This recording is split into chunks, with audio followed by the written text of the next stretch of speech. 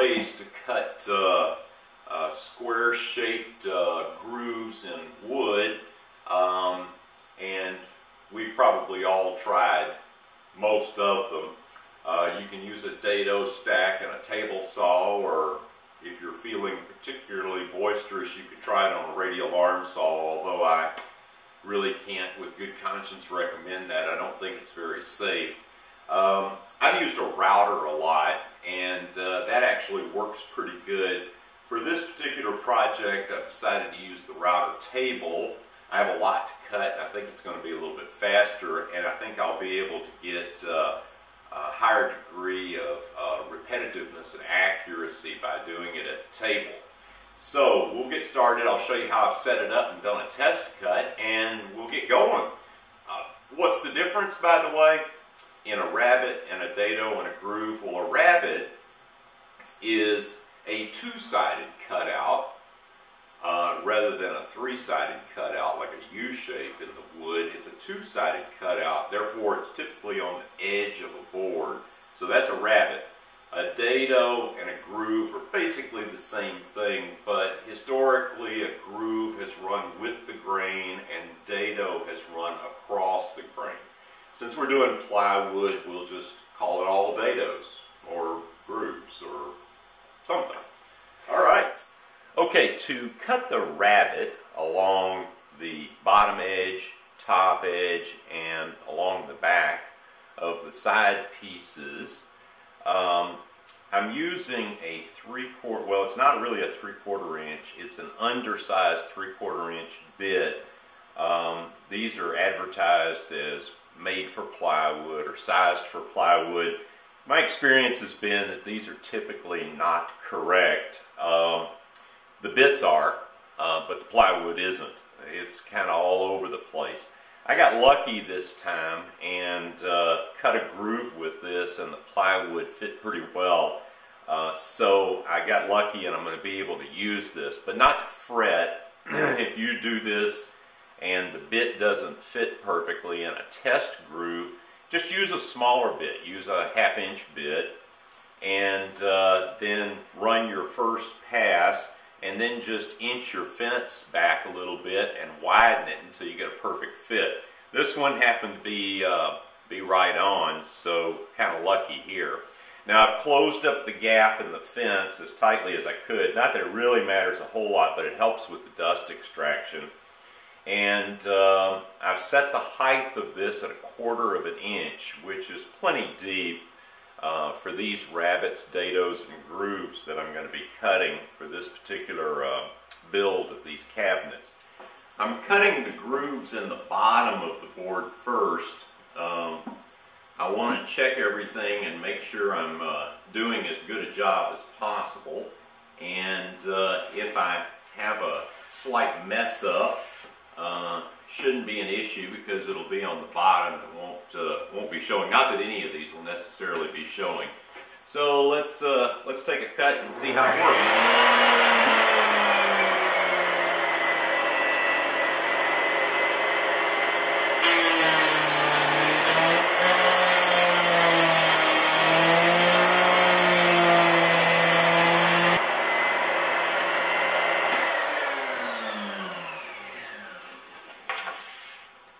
And there we go. That doesn't look too terrible. There's the little void that I hit in the plywood. I heard it when the bit went through. So that looks pretty good. Let's keep going. The key to getting a consistent cut is to make sure there's plenty of downward pressure on the board so that the depth of the rabbet is the same, and then to hold it tight against the fence.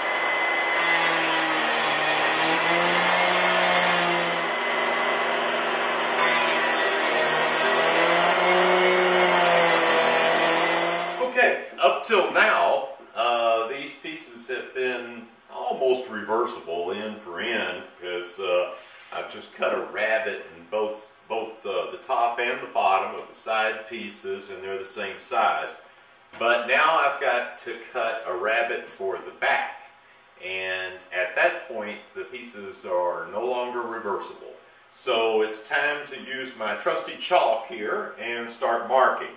Now I've made sure that I've got these oriented where I want them to be, with the faces pointing the right direction and the ends are together. So all I'm doing now is just making a little squiggly line here so that when I get over to the router table, I'll know where the rabbet is to be cut so I don't mess up. And at that point, then I'll be orienting everything off of the bottoms and the backs. I've also put a chalk mark along the edge of the plywood below the rabbet on the bottoms of all these pieces so I keep the bottom and the top oriented correctly. At this point, I've made enough cuts that I don't want to mess up. Okay, so all the rabbets are cut now. The top, bottom, and the backside rabbet. So now what I need to do is I need to widen that rabbet on the bottom to accommodate two thicknesses of plywood. So I've moved the fence back just shy of 3/4 of an inch from where it was, since the plywood is just shy of 3/4 of an inch. But I have my original test piece here, and what I'll do is I'll nick it, just cut in an inch or two, and see how it fits, and then adjust it if necessary.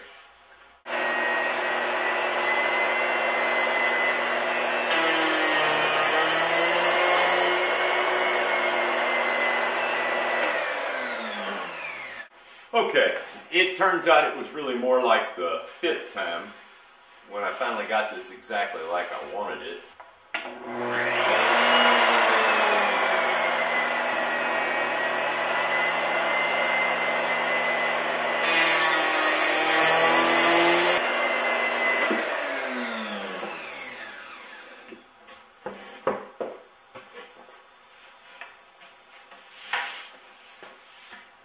And there we go. Okay, so talk about designing on the fly here.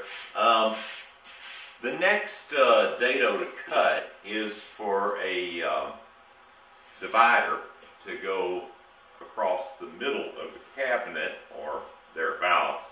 So I had to decide where I wanted to place it, and kind of at the last minute I decided that on at least one of the cabinets I want to have a drawer in the bottom big enough to fit file folders or 3-ring binders. So I ran inside and measured a file drawer in a filing cabinet to see how deep it needed to be. And it's around 12.5 inches. So I decided I'd put the divider at 13 inches from the bottom. So back to my test board. This is the board that I used to size the bottom and make sure I was cutting in the right place for that rabbet. Now I've marked the location, moved the fence back, and I'm going to do the same thing. I'm going to nick it here and measure and see if that looks about right, if it's pretty close to 13 inches, and we'll be ready to go.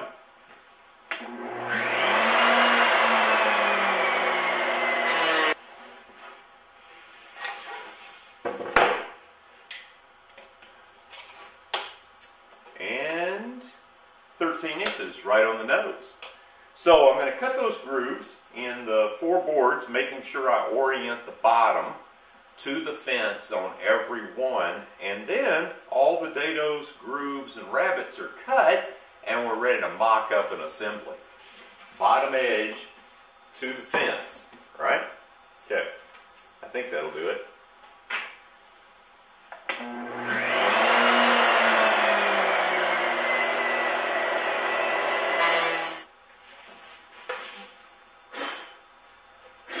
And there we go. Okay, I just using a little sanding block here and doing a little smoothing of the rabbets and dados just to get the bottoms, make sure they're nice and flat and everything's smooth.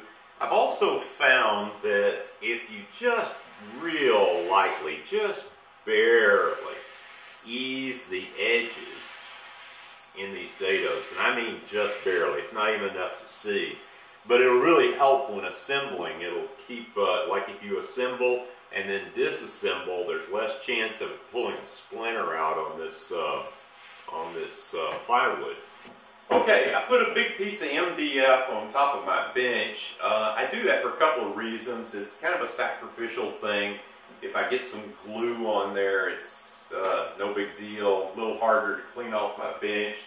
The bench is flat, but MDF is just notoriously flat. So as long as it's on a flat surface and doesn't have a bow or anything to it, it gives you a nice, smooth, stable gluing surface to work off of. And then what I did was, these are a couple of corner braces, one here and one in this back corner. I clamped them down to the top, to this piece of MDF, and then I just dry assembled this cabinet to make sure it was square. I pulled all the joints together, not overly tight, but tight enough to get everything closed up so that I can measure for the back. Now we know that this distance from top to bottom is 33 because it's going to be the same as the sides. But I was really interested in the width of the back because when you cut rabbets or dados, you can't always get the depth precisely what you had intended to. According to my little drawing, it should have been 24 inches wide. As it turns out, it's about 24 and a 32nd inch. So I know it's a small difference, but there's no sense having a loose piece in there that's not going to get held in good with the glue. So I'll cut it exactly to size. I'll disassemble this. I'm going to label all the parts so I know which side was on which side, and that these go together. So I'll label these with some chalk. I'll go ahead and dry assemble the other one just to make sure it's the same.